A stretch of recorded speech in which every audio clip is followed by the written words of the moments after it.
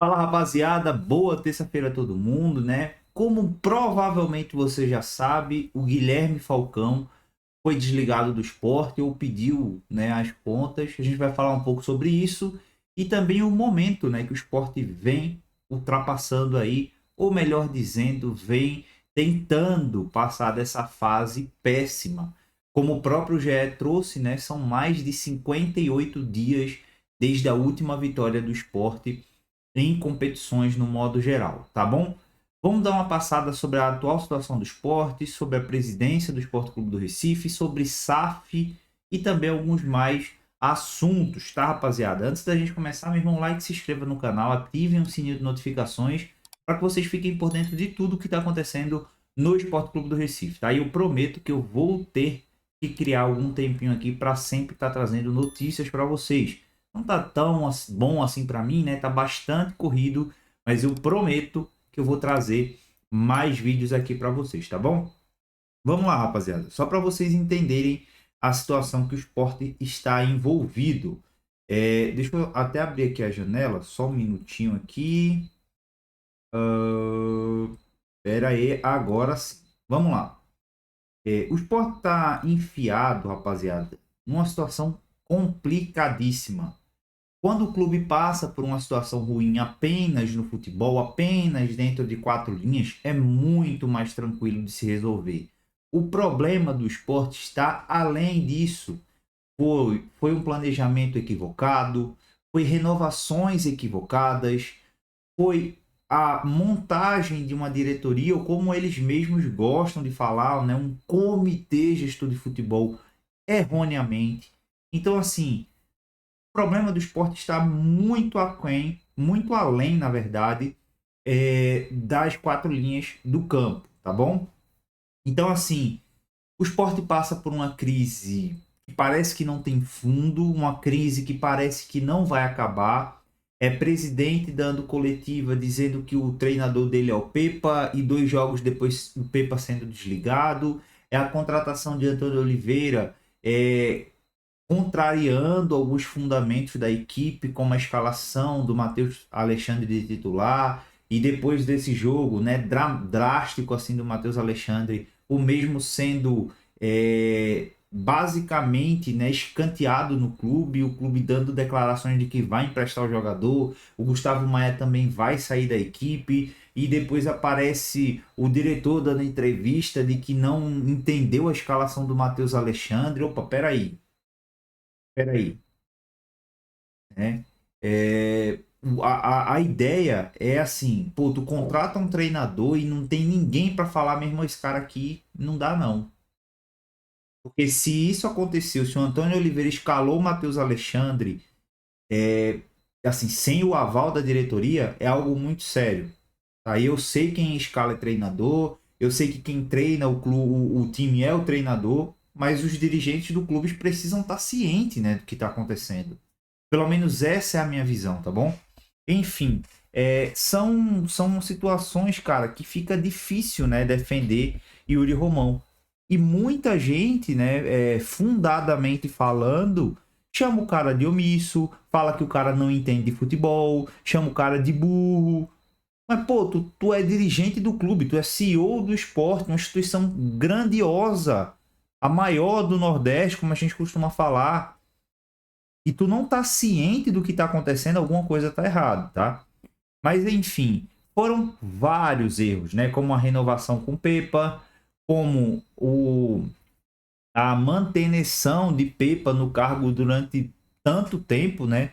Acho que desde a final ali do Campeonato Pernambucano, o Pepa já tinha que ser desligado, já tinha que ter contratado outro treinador, mas beleza, passa três, passa cinco, passa seis, passa sete jogos e o Pepa não cai, você começa a ficar preocupado. Na próxima rodada, vamos para a 10ª rodada do Campeonato Brasileiro. O Sport tem 2 pontos, um aproveitamento inferior a 7%. É algo assim ridículo. Se a gente for comparar com o pior esporte da história dos pontos corridos, que em tese foi o de 2021, o Sport está abaixo disso. O Sport está pior do que aquele esporte de 2021. Então, assim, Hoje, basicamente, foram apresentados novos dirigentes que foram contratados para o cargo do Guilherme Falcão, que foi contratado para o cargo daquele Fred lá, nem lembro o nome daquele cara, para mim não faz o menor sentido, mas enfim. E são caras que já chegam criticados, né? Que um tava no Figueirense, na Série C, afundado, com a maior parte da torcida puta da vida com o cara, e outro cara que foi indicação. Então, assim, né?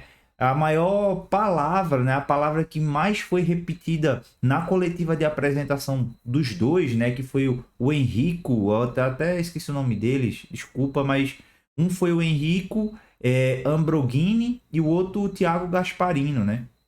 Então, assim, na coletiva de apresentação deles, a palavra mais utilizada foi reestruturação. Reestruturação, reestruturação. E aí eu pergunto, senhor Yuri Romão, reestruturação de quê? Porque a prerrogativa de colocar o Guilherme Falcão no ano passado foi a profissionalização do esporte, como todos gostam de falar. Palavra bonita, né? Profissionalização. Opa, então se eu coloco o Guilherme Falcão e chega em maio, abril, junho, mais ou menos, do meio do ano ali, o campeonato, a 10ª rodada do Campeonato Brasileiro, na qual eu não consigo vencer nenhuma rodada, e eu tiro todos os dirigentes, onde é que está a profissionalização desse clube? Fica a minha dúvida. E não é alguma coisa de agora. Desde 2022 que viemos falando, Guilherme Falcão não dá, Guilherme Falcão não dá, Guilherme Falcão não dá. Só agora que você viu que o clube não é profissional? Mais de 60 milhões gastos com Matheus Alexandre que... Gente, pelo amor de Deus, compramos um lateral por 9 milhões de reais. O lateral, um dos laterais mais caros aí, né? Desses times que em tese brigam para não cair, se não o mais caro. Acredito que foi o mais caro, inclusive. Para chegar em maio e emprestarmos o lateral porque não tem espaço. Um atacante que vai custar 15 milhões de reais aos cofres do esporte, que em tese não vai ser tão utilizado. Será que a gente tem tanto dinheiro, senhor Romão, para estar queimando dessa forma? Enfim, repercutiu aí, né, o Yuri Romão falando que não é omisso, de que ele vai tentar mudar o cenário e que blá, blá, blá, blá, blá. Mais do mesmo, tá? Inclusive, ele até colocou aqui que cabe a ele, como gestor, dirigente maior do clube, mudar o cenário. Ele não é omisso. Oh, é o grande Yuri Romão, né? Mas enfim, tá aí a apresentação dos dois. Eu vou deixar o link na descrição para que vocês possam acompanhar. Não vou entrar em muitos detalhes porque é muito extensa a coletiva. E, cara, assistam com um olhar mais crítico, tá? Deixem a posição política do esporte de lado, deixem o momento do esporte de lado. Eu sei que é difícil, mas deixem. Assistam com o olhar mais crítico possível e vocês vão entender onde eu quero chegar, tá? Falando um pouco do dito cujo Guilherme Falcão, né, deixou o cargo aí de vice-presidente do esporte. Segundo informações que eu tinha, ou melhor, que eu tenho, é que o Yuri tentou mudar a função do Guilherme para outro setor, tentou colocar ele como um diretor de transição. O Yuri Romão queria, gente, de todo jeito manter o Guilherme Falcão dentro do esporte. De todo jeito. Se não fosse administrando futebol, era um diretor de transição, um diretor da base, um diretor... É difícil não associar isso com política, né? Lembra daquele deputado, daquele prefeito, daquele governador que fala assim: eu tirei fulano, fulano já não é mais, não faz mais parte do governo. E você vê fulano administrando uma creche, né? Com aqueles papéis fantasmas. É difícil não associar isso. Mas enfim, o Guilherme Falcão, pelo que eu tive informações, ficou insustentável a permanência dele dentro do Esporte Clube do Recife, em qualquer que seja a área. E aí, meu irmão, não tem como. Ou era isso, ou perdeu o mandato e o Yuri Romão acabou cedendo aí. E o Guilherme não faz mais parte do Esporte Clube, tá? Do Recife, em nenhum departamento. Claro, ainda pode ser consultado, acredito que ainda vai ser consultado pelos diretores do esporte, mas oficialmente não faz mais parte do Esporte Clube do Recife, tá bom? Menos mal, Porém, quem vai assumir é o Thiago Gasparino, né? Que agora é o diretor-geral do clube, junto com o Enrico Ambroghini, tá bom?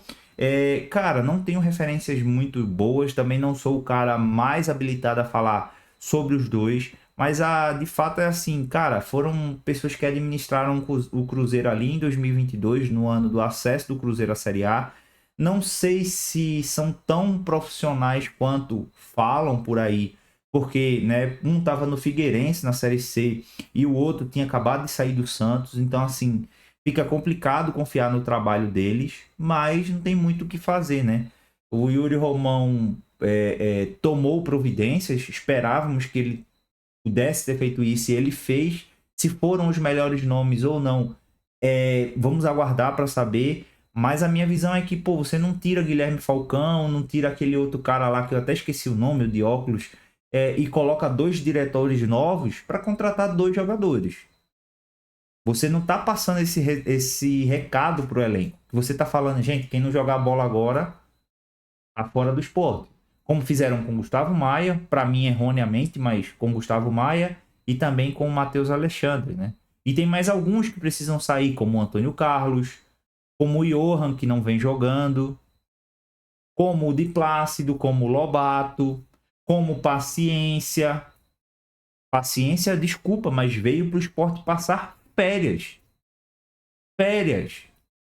É um jogador que dentro de campo não vem agregando em nada, totalmente sem ritmo de jogo, e quando começa a pegar ritmo se machuca. Pablo, inclusive, está indo no mesmo caminho, tá? Mas enfim, informações que eu tenho é que o Sport vai forte e bem entre aspas no mercado da bola, tá? Deve contratar de 6 a 8 jogadores. Essa informação, inclusive, já até saiu na imprensa, mas a priori vão ser jogadores que cheguem para serem titulares, jogadores que cheguem para brigar por posição. Terão pelo menos 2 a 3 zagueiros, mais um lateral, muito provavelmente será lateral direito, tá? Para repor a saída do Matheus Alexandre, 2 pontas e um centroavante, pelo menos é isso o que eu tô por dentro ali. Possa ser que cheguem mais, espero que cheguem mais, mas assim, o Sport vai precisar fazer uma remontada gigantesca para conseguir ficar na Série A em 2026, isso se conseguir. Isso se conseguir. E aí também, né, saiu a informação de que o Sport está dando um novo passo para a estruturação da SAF. Isso aqui não é mentira, tá? Isso aqui é verdade. Só acho meio inapropriado, né? Um momento de se falar em SAF, ou melhor, apropriado demais, né?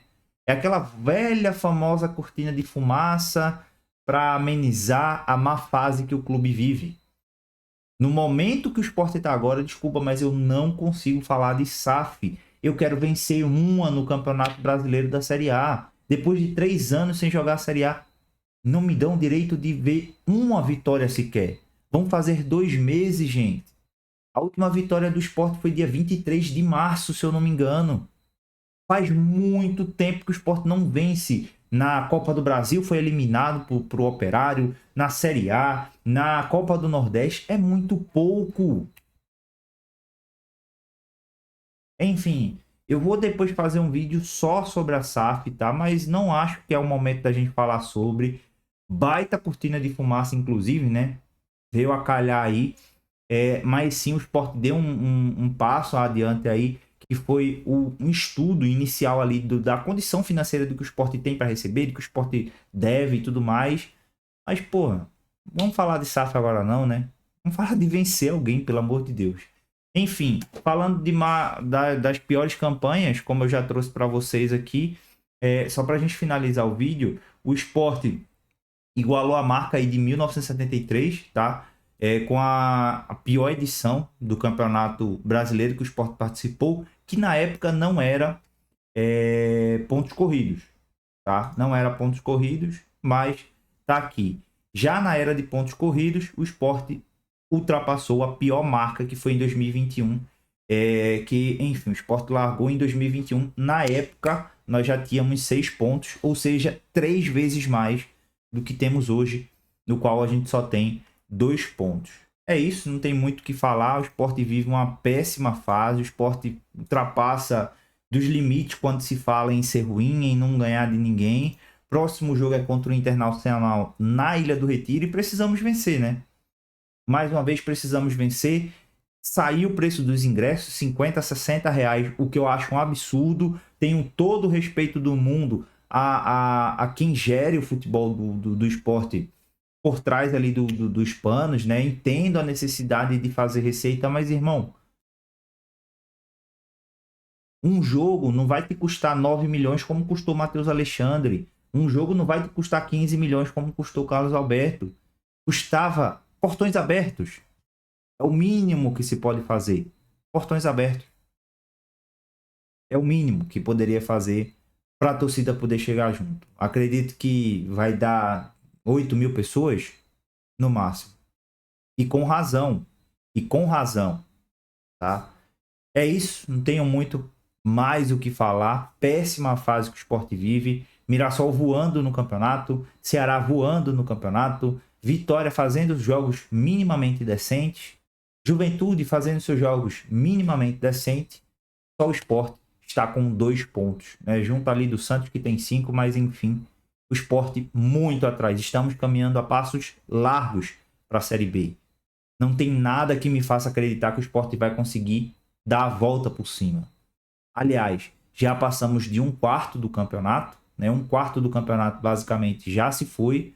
O Sport só tem 2 pontos conquistados, a 13 pontos do Ceará, que tem 15, tá a 9 ou é a 10 pontos do Mirassol e por aí vai. Nossa situação é seríssima.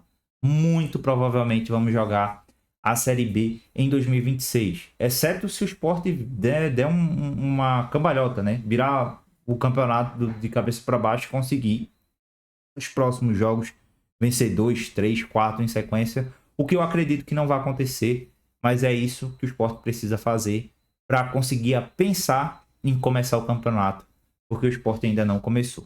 Um abraço para vocês, fiquem com Deus e até mais. Fui!